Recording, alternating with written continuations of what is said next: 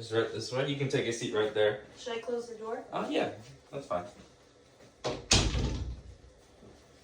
You had a hard time getting here? A little bit. The traffic was intense. Yeah. But, but then my phone stopped working. So it was just annoying because my CarPlay wasn't working in my car. And it was just making me angry, and I already had a bad day at work. So then the CarPlay not working and then my music pausing randomly, it was just annoying and frustrating. Is music very important to you? Yeah. Yeah, I know a lot of the times music can be very frustrating, and cars not working can be very frustrating, especially after a hard day's work. But we'll get into that at a later time. So I know we've been talking over the phone for a while, having some short sessions here and there. It's nice to finally meet you in person. Me too. Yeah, you seem a little nervous. Is everything alright? Yeah. It's just I've never met you IRL, so it's just different from the phone to the in person. Are you not used to one-to-one conversations? No, not really. And why do you think that is? Because we usually do it over the phone. Well, yeah, but I'm saying, is it something commonly, like a common occurrence to you, where you're not, excited, or you see yourself being nervous or anxious in one-on-one kind of confrontations, like interviews or things like that? I mean, interviews are different. If it's for a job that I like, interviews come easy to me. Okay, so do you, like I said before, do you see yourself more nervous in one-on-one situations? I guess so. That's okay. It's normal to be nervous and normal to be, worried about things, especially someone with your background coming from somewhere where it's okay, like, you're going to be anxious a lot of the times, and that's okay. So talk to me about your job. What's going on with work? So, I have this kid. Well, let me start from the beginning. So, the beginning of this week, it is Monday, so technically. Let's talk about last week. So, last week, I had a spitter in my class, and he spit on me, all over me, and he threw a spitball at my face, and it was just so annoying. And then my other student, he started biting me. He started biting my arm, and it was just so annoying because I was like, why are you biting me? I was like, let's leave this in daycare. We are in kindergarten. And it's just so frustrating because then my ICS, my in-class support teacher, she doesn't do anything either. And she just sits on her butt with her headphones in and watches TV when she's supposed to be helping me with my IEP kids and my 504 kids. And she just chooses not to do that, and she just sits and relax like she's the Queen of England or something. So, from what I'm gathering, your days consist of children running around, hurting, biting you, and you're just stuck there with someone who's supposed to be your assistant in all this, but she ends up not doing anything. Exactly. And does, seeing that on a day-to-day basis kind of affect your mood time to time? I mean, yeah, it's annoying. Imagine you were sitting there doing all your work like you're supposed to do, and then the person who's supposed to be there to help you is not there to help you. Yeah, I can definitely get that. That's super frustrating. I know if my assistants or my secretary were to do something like that, I would, they would have some sort of repercussion. So I definitely get that. It would be very frustrating. Have you taken steps to kind of ensure maybe a change of pace in your classroom? Yeah, I've snitched on her so many times. Last year, before I was a teacher, I was an ICS, and I did basically everything. I think I went above and beyond because obviously I wanted to become a teacher, but the other ICSs, they didn't have to do all those other jobs that I did. It's just I chose to do it. So I'm not saying I expect the same things that I used to do last year from her, but I expect the same aspect of respect, helping me charge the laptops. I forgot to charge the laptops today. I have to set a reminder for that. I forgot to charge the laptops today. Well, there's no reason to beat yourself up about it. It's just, a few laptops. No, it's not just a few laptops. It's 18 to be exact. And if I wasn't over the top struggling with all my students and like doing all this stuff, my ICS could have done something to help me do that kind of stuff, to charge the laptops. So now here I am having to make sure I do it tomorrow morning, and I also have to still make my slides for tomorrow. Oh my god, I'm so behind. I'm so behind. Oh my god. You know, that's why it's important to talk it out like we are doing now. It's important to, you know, keep it up and be able to openly talk so you can have this planning in your head and have this sort of discussion to ourselves. And with all of this pent up annoyance that's happening at your workplace, you're able to openly talk about it and therefore be able to have a schedule in your head and be able to remember things. So, and it's okay to be frustrated and annoyed with yourself with things like that, but at the end of the day, it's not your fault because you're trying your best and you're working towards a goal and you're achieving the best you can and you're still committing day after day to this. It's everyone makes mistakes in regarding this, especially in a situation like yours where you're not getting help.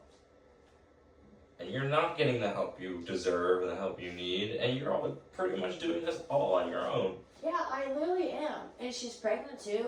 So I can't wait for her to go on maternity leave at this point. Because I'll have sticky notes all over the place reminding me of what I need to do. I can't believe I forgot to charge those laptops. I'm not going to let that go. This whole session, I'm not going to let that go. I'm letting you know right now. And that's okay. You know, what we do, you know, it's important to, you know, focus on the things you need to focus on. However, you know, you see, do you dwell on mistakes often, would you say?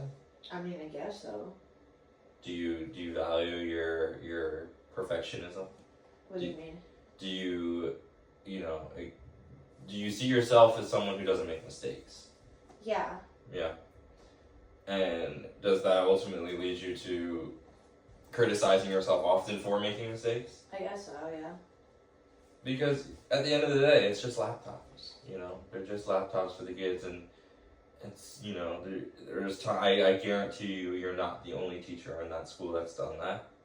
I guarantee you that's happened before, and I guarantee you that it will continue to happen with you and other teachers. But, like, you know, I'm so on top of it. Like, last year, I would always make sure in the morning, like, if I knew that we forgot to do it on Friday, I would make sure Monday morning those laptops would be charged so that way when we have our intervention time, they would be ready and able to use. I'm actually so mad right now. It's okay to be mad. It's okay to have those feelings. I mean, you're in a difficult position being forced to do things that you shouldn't be doing because you don't have the help to. And so knowing that this is your first year as a head teacher of a classroom, has it gone beyond or below your expectations of what you thought it would be? I don't know. I guess below.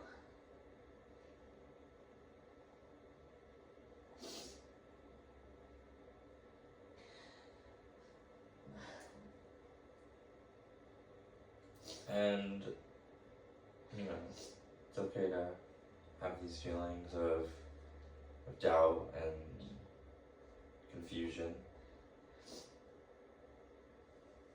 What's going through? What are you feeling right now? I don't know.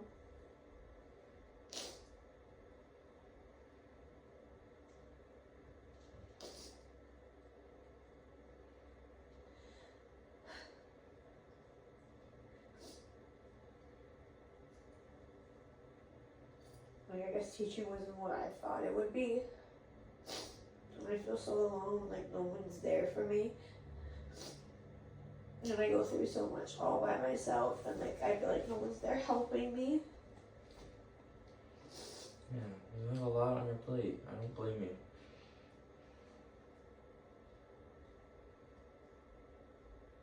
You have a lot on your plate.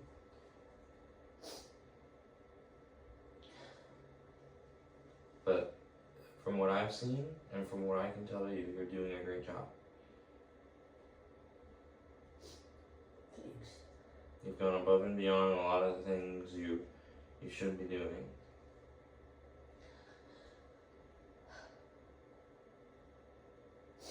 Okay. And you're a good person, and you need to focus on that and focus on the better parts of working towards who you want to be as a person and as a teacher.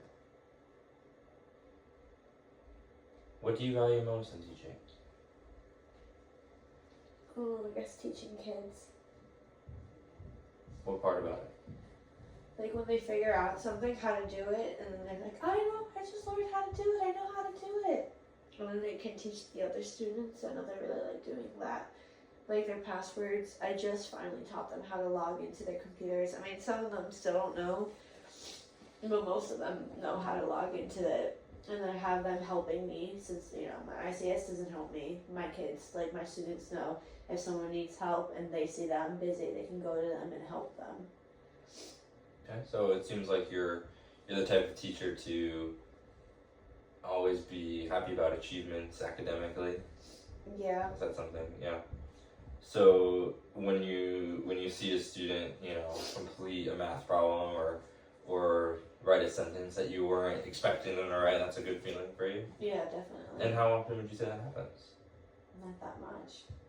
But when it does, beginning it's of the year. beginning of the year. Well, yeah. I mean, the middle of the year for most schools, it's kind of that drag feeling of learning the same thing or focusing on the hard subjects, and that's okay. But you do have that power, as you were saying. You have the power to teach these kids, and they're learning new things, and they're excited to learn these things. And if that's what makes you happy in teaching, seeing the smile on these kids' faces when they figure out something, that's what, you know, keeps you going, right? Yes. Right. You know, you have a lot of different things going on with your life, your family life, and your teaching, but you're pushing through it all, and I see that.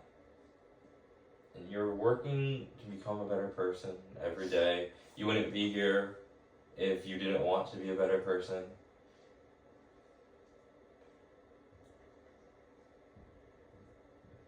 Okay. Do you have any self-doubts about yourself often? I mean, I guess.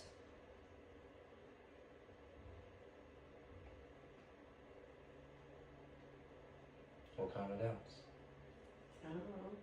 Just doubts. I can't do it. And I'm not gonna be able to teach these kids how to work, and like they won't be able to know how to read because I have the most like Spanish speaking in my class, and it's just hard. I feel alone, like I've been saying, and like I feel like nobody cares that I feel alone. And they just keep saying, it's your first year, you're gonna feel like that, it's your first year, you're gonna feel like that.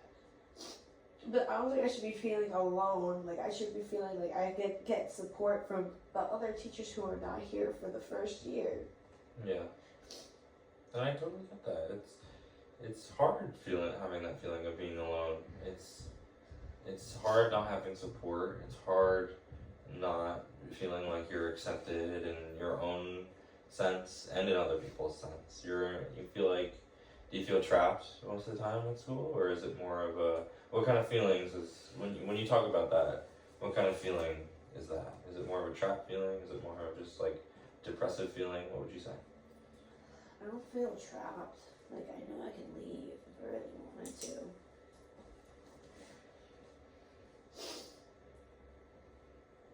I don't know.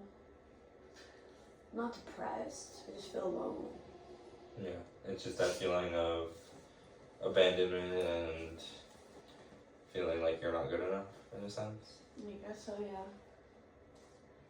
Okay, and makes perfect sense. Anyone in that position would feel that same way. Let's move on to something else.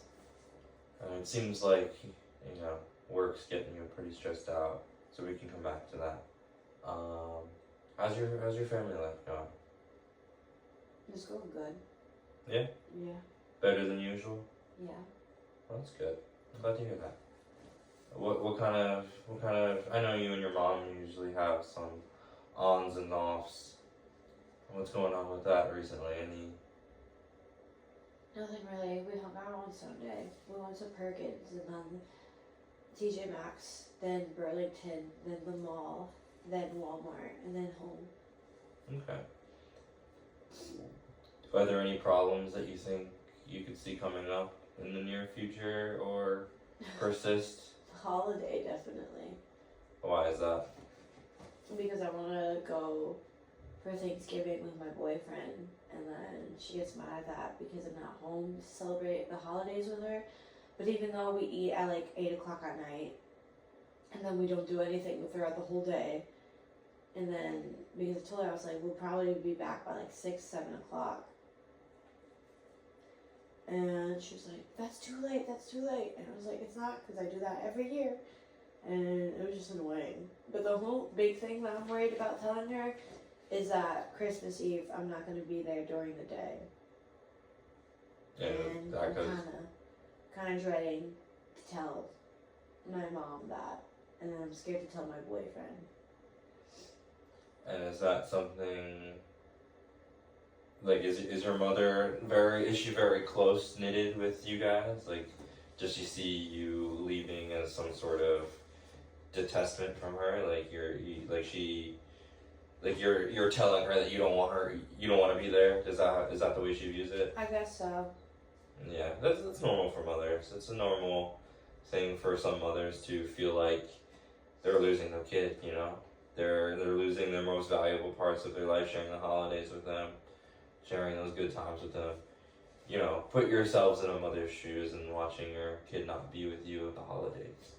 Yeah. You know, it's a tough thing, but it's important for people to understand that people also have their own lives. I mean, you're 23 years old, you have responsibilities, you have a life outside of your family.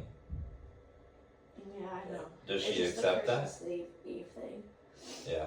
Is Christmas Eve an important holiday with you? Yeah, it's like a Christmas day. Yeah. And like, I don't know. I'll save that for later. We're talking about it. No, I don't want to talk about that. Okay, that's okay. It's okay. Do your siblings face the same challenges? No. My mom has favoritisms. Yeah. Yeah. And does that have an effect on you a lot of the times? A lot throughout your days? And I mean, I guess so, yeah. It's just annoying, like, you know, it feels like I'm the black sheep of the family, even though I'm the only one who graduated. I'm the only one who has, like, like a full-time job. I, like, got Dean's List 3 times in college, and I feel like it always goes unnoticed, but if my sister gets a D in her class, it's like, oh my god, she tried her best, that's what we want. And then me getting A's and B's is like, whatever, she always gets A's and B's, like, it don't matter. yeah.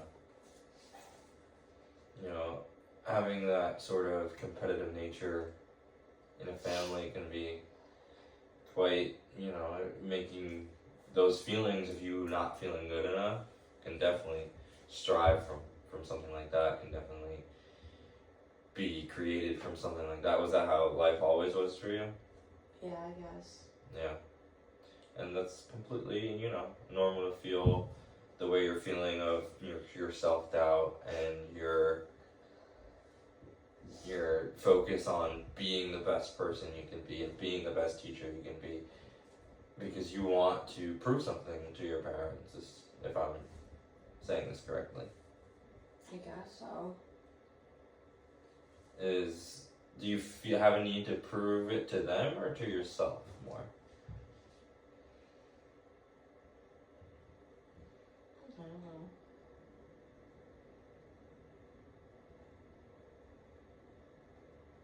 Well, think about it in the sense of, are you working to make them happy, or are you working to make yourself happy?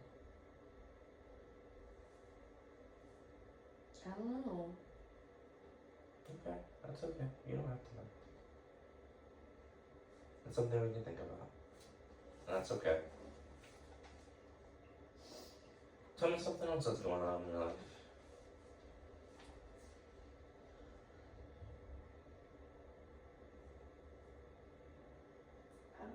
I don't know, it's just work stress and stuff. I guess, me and my boyfriend have had like some issues recently. I just feel like we've been arguing way more and been getting distant again.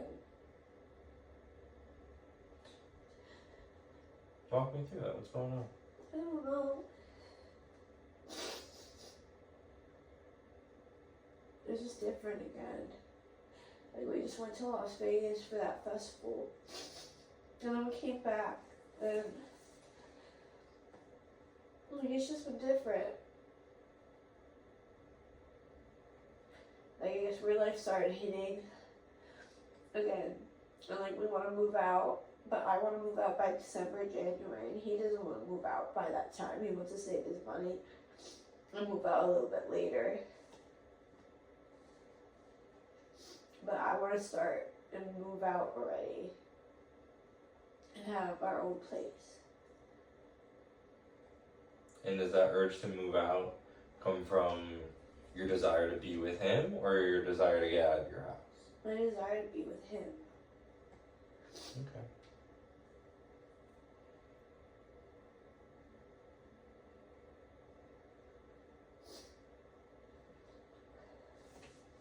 I know sometimes it's difficult to go through life phases with someone and, have these overthinking thoughts of whether or not it's going the way you want to or going the way it should go. And he's working? Yeah. Okay. I know a lot of the times with work it can get stressful for both parties. It would, as obviously expressed with yourself, it's very stressful for you with all of the things going on with you. Would you say he has a stressful work experience? Yeah, definitely. Yeah, so stress plays a big part in relationships, in the idea of, especially with men, it's easier for them to focus on work than it is to focus on a relationship a lot of the times. And they tend to put a lot of effort in work, especially when there's nothing new or exciting going on in a relationship. Because, as you said, you came back from a trip, right? Correct? Yeah. In Las Vegas? Yeah. And that was the trip good? Yeah, it was That's fun. good, yeah. Well, we can talk more about that and maybe, think some positive thoughts. But, after a trip, a lot of the time life just feels boring, right? Feels very boring. I guess. Yeah. Because how long you said you were looking forward for this trip and... For a year. Yeah. So, obviously you're looking forward to this awesome trip. And you had a good time with him? Yeah. Yeah, see? So, great times, and then boom, right back to work.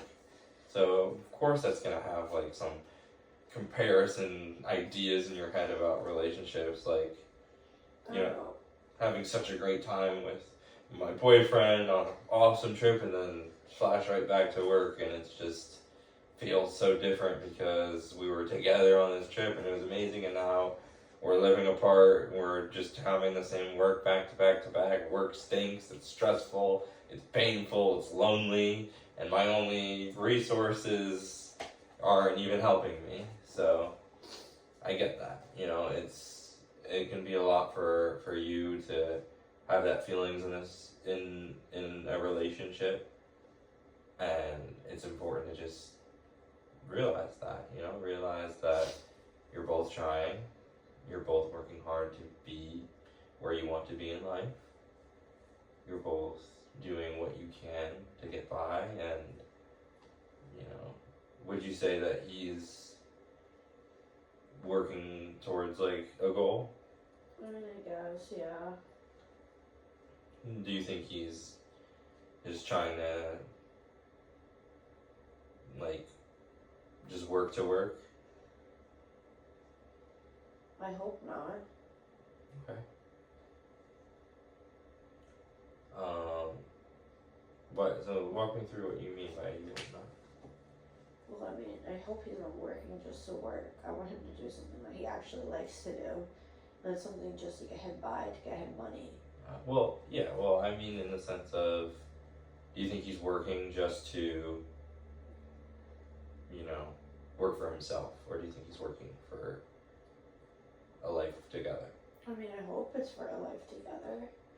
And have you seen signs of that? No.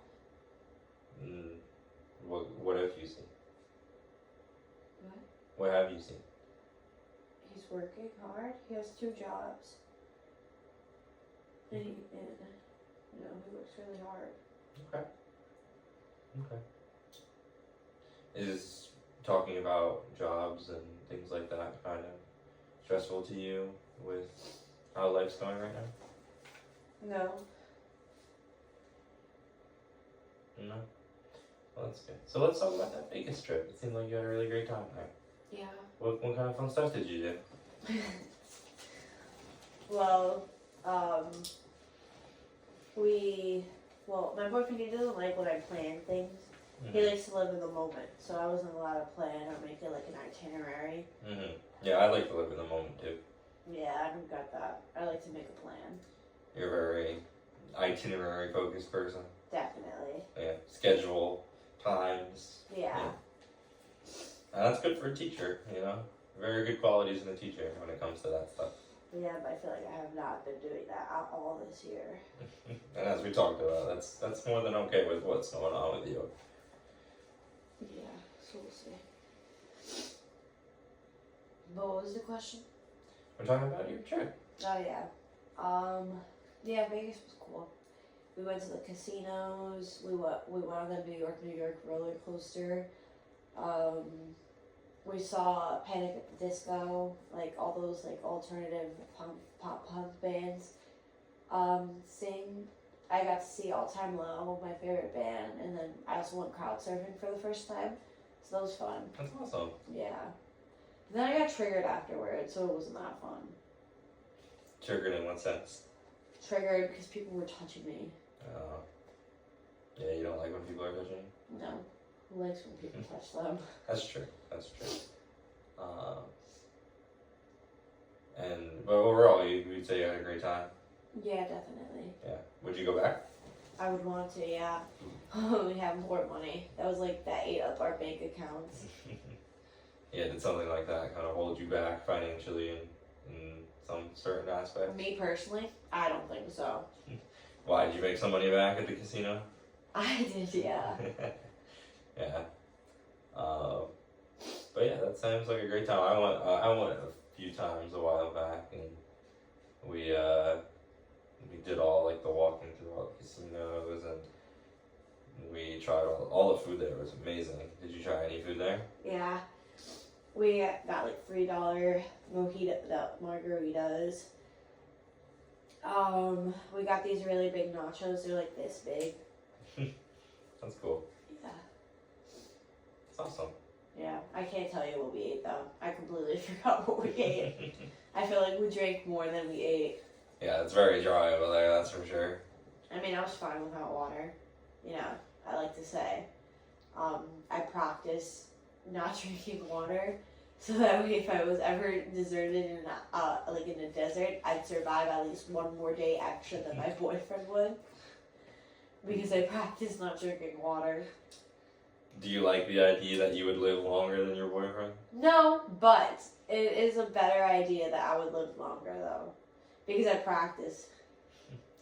Do you tend to do those things and plan these ideas in your head often? I mean, yeah. Yeah. Yeah. Do you find yourself like daydreaming about scenarios? 100%. Yeah. Walk me through like a typical scenario you daydream about. Okay, let me think of one. My favorite one that I always daydream about when I listen to All Time Low is that I'm at a concert front row and then Alex the lead singer, he notices me and brings me on stage and we sing a song together, and then the crowd goes wild. Okay, that's a great scenario. So focus on a scenario where you plan a lot and you work, you're planning in your head. Well, I mean, I planned to be married by 21, and my boyfriend did not follow through with that plan. And I'm 23 now, and he's 24, and all I have is a stinking promise ring and not an engagement ring. So when plans in your head fall through, do you think that, how does that make you feel?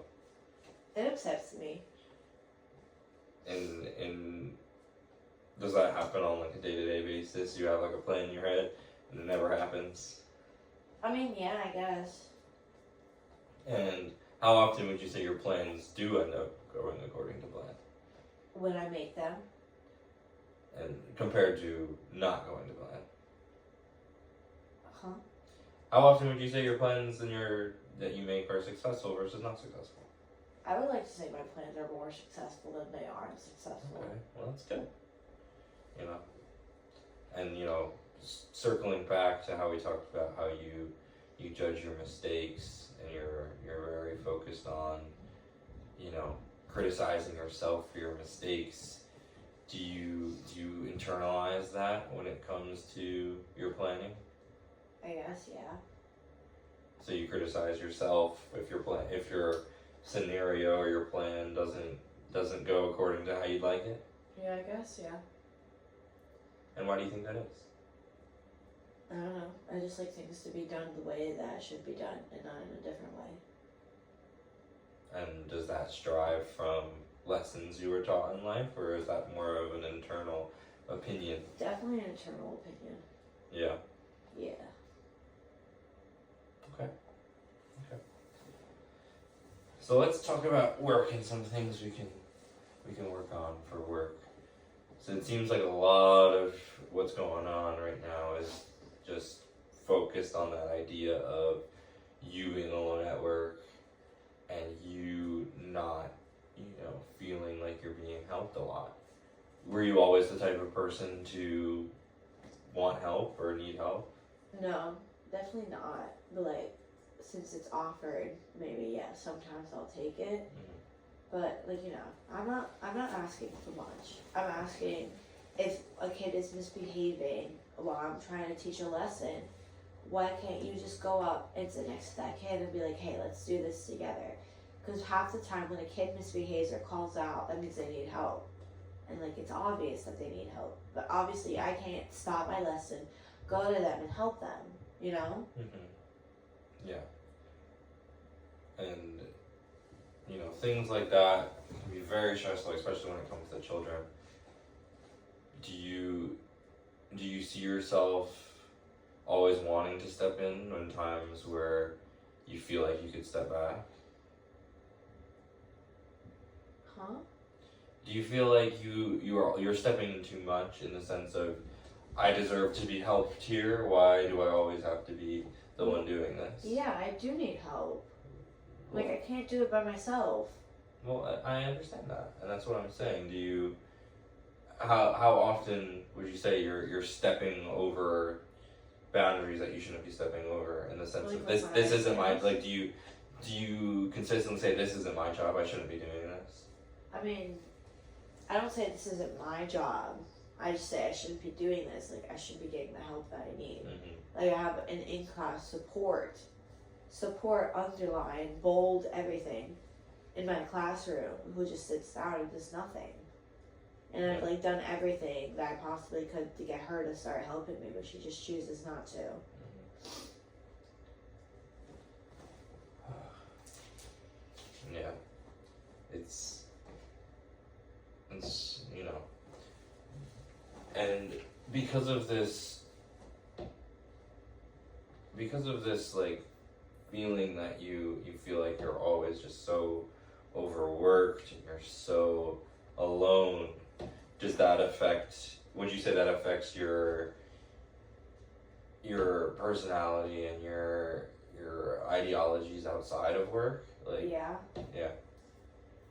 like, do you tend to, you know, be more stressed and be more, you know, aggressive or annoyed outside of work? I mean, I think so, yeah.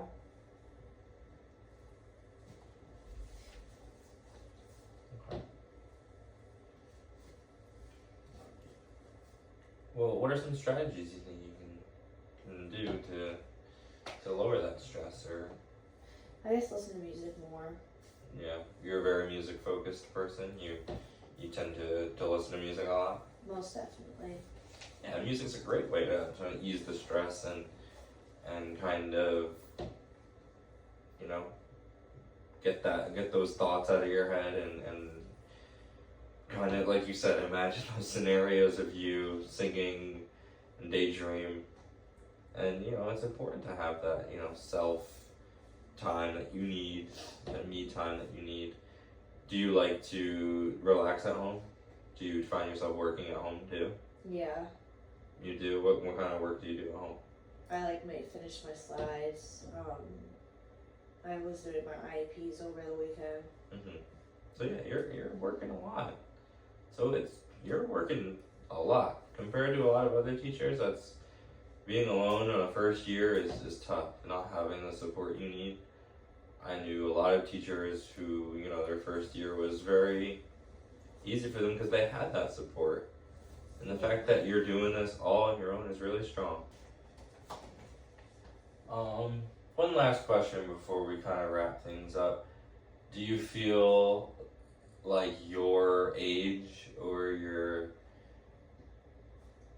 position as, you know, or your age and your position where you are, do you think the other teachers and the other staff there kind of look at you differently for that? I think so, yeah. Yeah. Do you feel like that's the main reason why they're doing this? No. What do you think the main reason is? I think it's just because I'm down the 3 flights of stairs and nobody wants to come see me down those 3 flights of stairs. Are you the only one down there? Yes. I mean, yeah. To be fair, a lot of people these days are pretty lazy. I mean, there's a lot of lazy people in this world. Yeah, I know. But, you know, you're still doing what you gotta do. But, you know, we're gonna keep updating on work. We're gonna keep on keeping on, right? Yeah. And we're gonna work towards our goals, work towards being the best teacher you can be, and find that peace of mind, hopefully. But just keep working, keep trying. You got it. Okay. Alright, well, I'll see you for the next session. Yeah. Alright, awesome. It was nice seeing you today. I'll catch you next time.